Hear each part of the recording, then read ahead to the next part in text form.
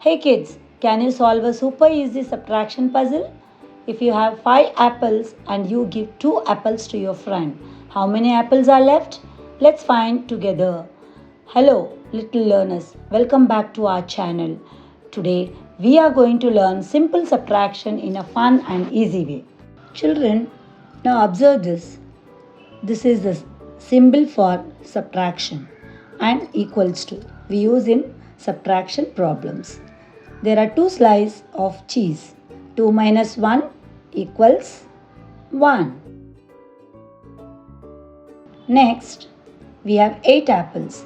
8 minus 4 equals 4. Yes. We have 6 chocolates. 6 minus 3 equals 3. There are 7 balloons. 7 minus 5 equals